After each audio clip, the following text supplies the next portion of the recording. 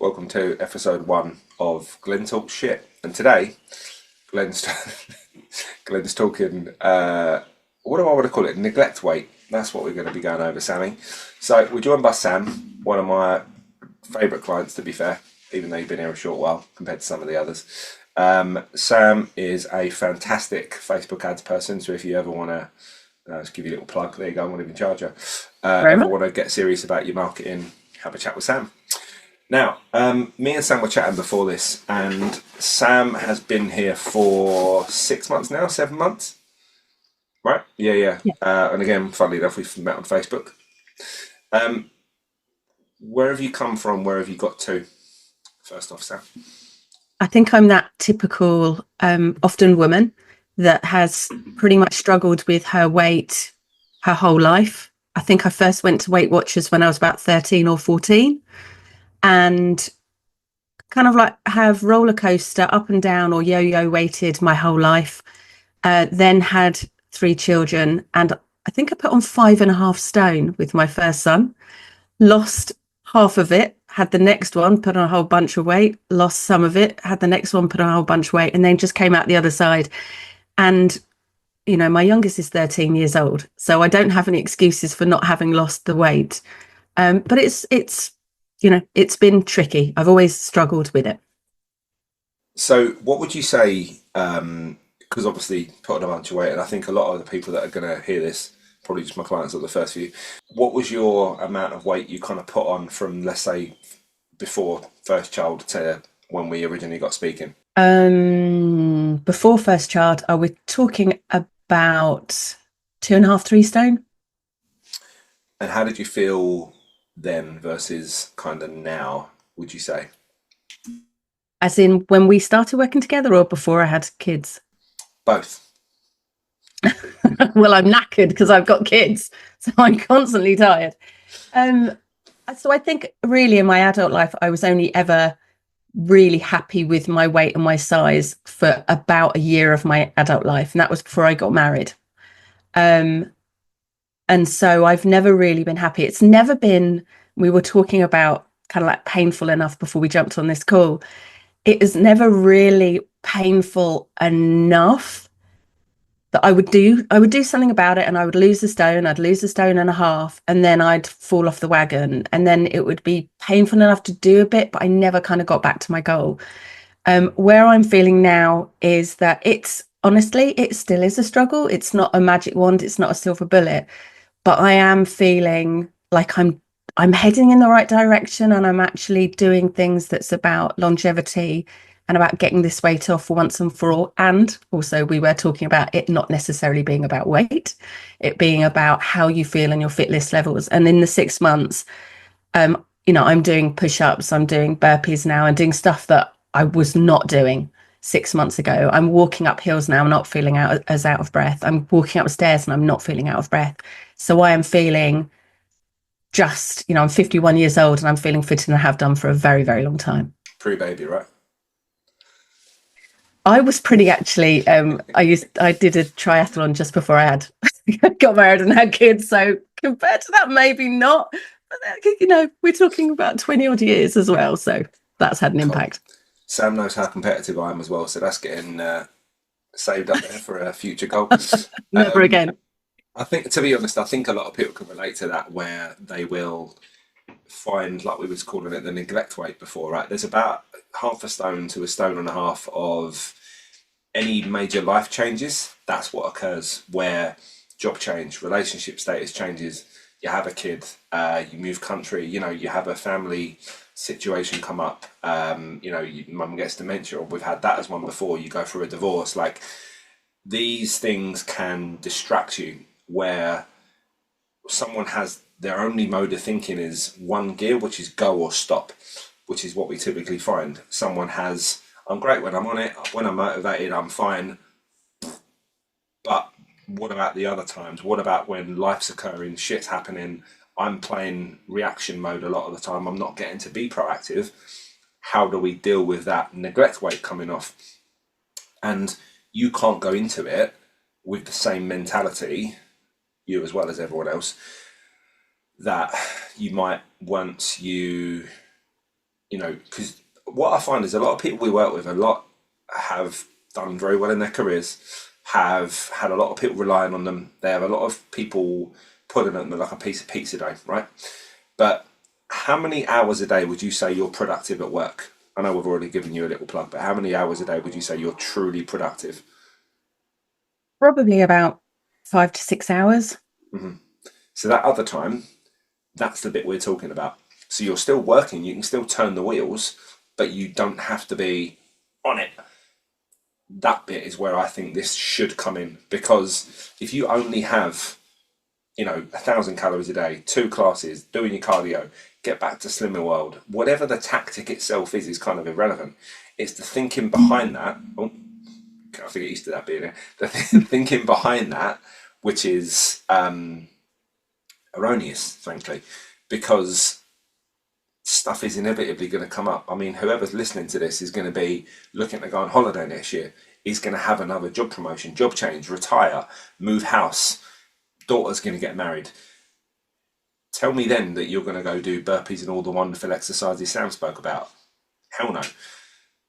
But if you've got your worst week scenario where you can still not take 10 backward steps and then another 10 in your head because you've told yourself, shit, what's the point? I might as well throw the towel until I've got all this stuff over. And then people wonder why they can't get any consistency with this. That thinking is what is causing it in the first place. I can just speak from personal experience. I'm definitely an all or nothing, and there've been some road bumps recently over the last few months that Glenn, you and I have talked about. And the difference being is normally what I would do is everything would have been out the window and I would have stopped exercise and I would, Glenn takes the piss out of me because I say I'm stressed because I'm literally spooning jam out of a jar straight into my mouth. I'm not even sticking it on toast or anything else. And yeah, there have been over the last few months me doing that with my food. The difference is, though, is because we've got the live sessions and because I know in the nicest possible sense, Glenn will check in with me if I don't turn up to those. I've been doing exercise 4, 5, 6 times a week, even if it's half an hour. If I can do a bit more, I do a bit more. But I just know that it's not those 10 steps back. It's going to be one step back rather than 10 steps back. And whilst my food recently hasn't been the greatest, my exercise, as I say, I'm feeling so much stronger. And it is just having someone that just checks in with you and makes sure that you keeps on track. And I don't want that PT that kind of calls me out in a nasty way and humiliates me, which a lot of PTs will do. But I also know at the same time that you're not going to put up with my shit and you're going to come on, Sam. What's going on here? Turn up, still turn up. What are we going to do? When are we going to get you back on track? And that has, it's why I signed up for you for 3 months and I've just renewed and I'm going to be at least working with you for the next year. So if not longer. And I've worked with a lot of PTs and this is my first rodeo. So I'll make sure to get that in writing before we finish. 100%. Do you know what makes me laugh is you're hitting the nail on the head there, where so many people I speak to, and a large part of my outreach is done via DMs, right? Every single person will apologise, even if they're not paying me, for having a bad weekend, or they'll have a takeaway and go, "Oh, I've been bad, I've been naughty," and I'm like, that isn't a slight on you as the person that's getting messaged. That to me is a slight on the industry that I'm a part of as whole, being full of self-righteous dickheads who are mid to late 20s, genetically fucking gifted, only cough and they've got a six-pack, largely have body dysmorphia, and still try and shove this down the throats of people that this is what you need to do to get into the shape you want to be in. I can guarantee not one single person of my clients wants to be a bodybuilder, mainly because I'm not a frigging bodybuilder. But what I can say is that I don't treat them like a cock. They're a fully functioning adult. There or thereabouts, we can say that about most of them. But they've got a life. They've got kids. They've got jobs. They've got relationships. They've got all this other shit going on. Whether I get them to do a lunge or not isn't the issue for 1 week or the next. But getting them to give a toss about themselves, getting them to take that 5 minutes and to see how much of an impact that can make, if it's just do a food diary, drink some water.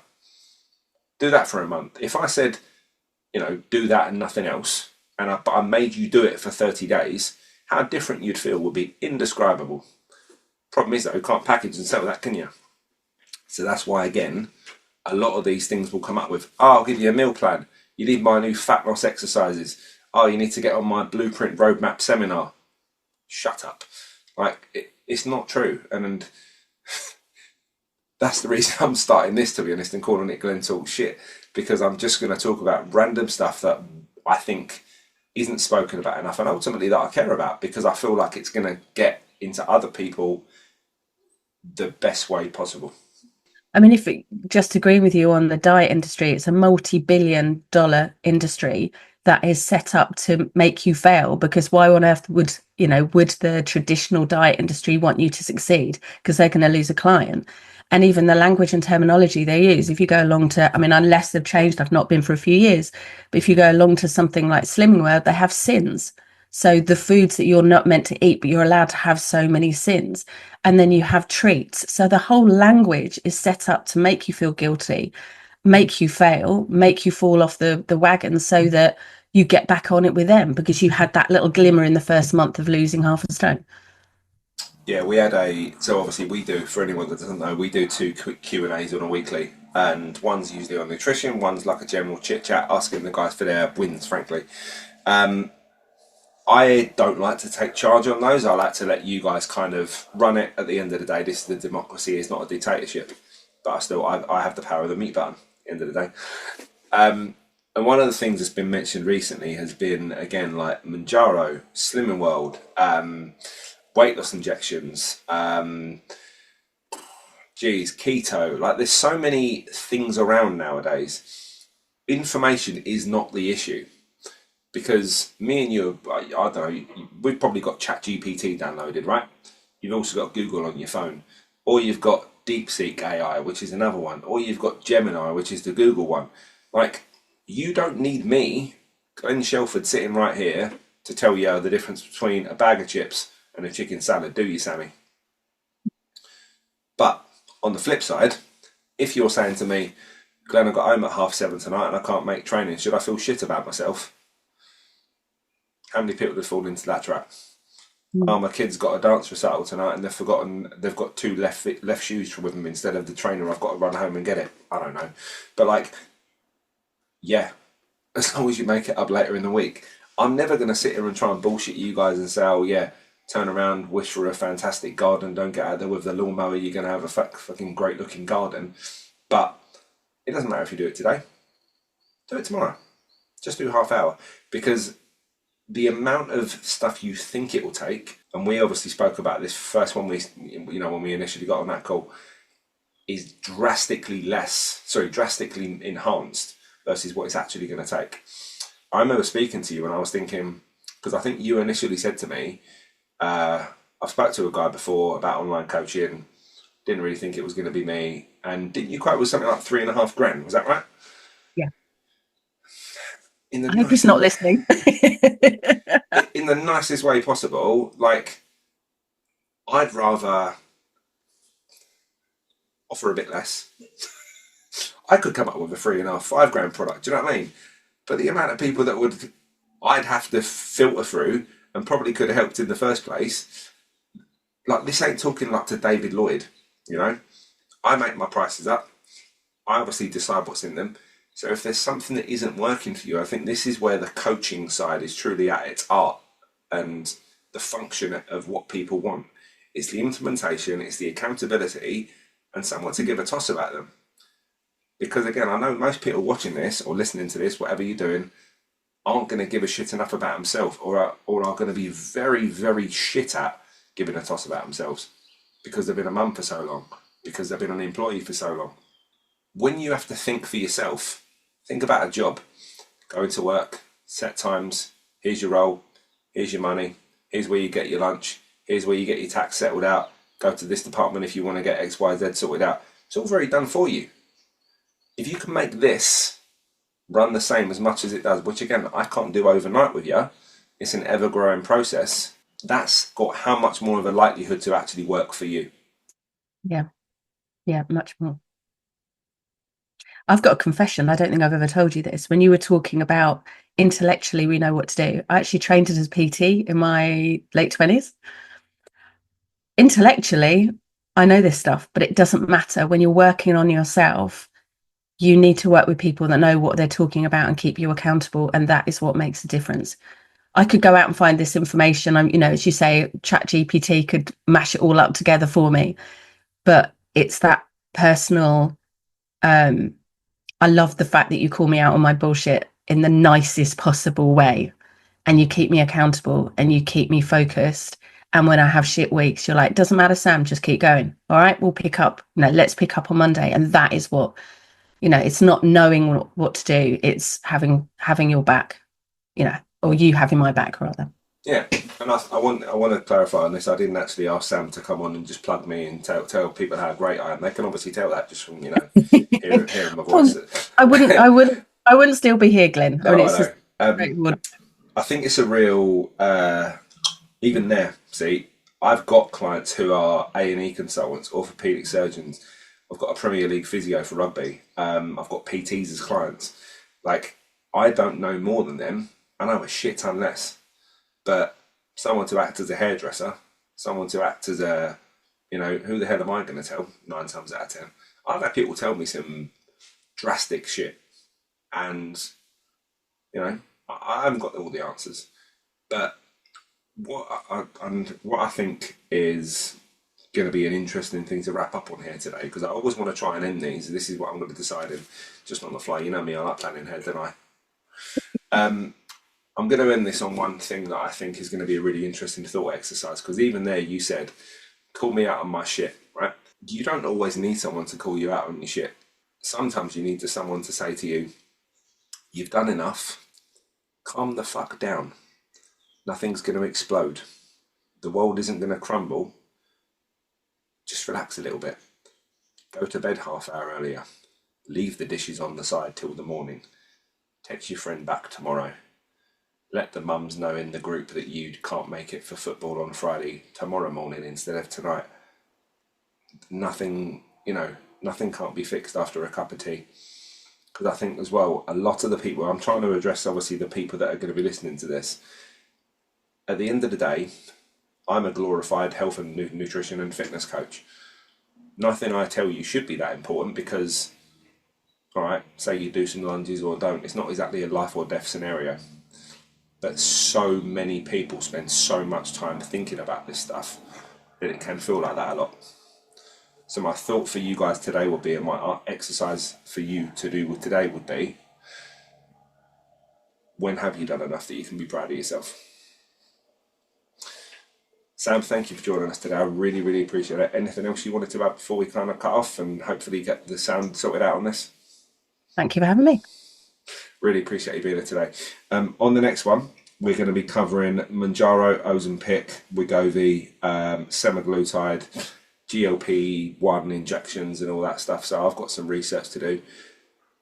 Really would love to hear some feedback on this, since it's literally my first one. Even this thing is new from today, got delivered by Amazon. So any comments, any feedback, any topics you would love to hear, really appreciate that. Sam, once again, thank you. And that's me signing off.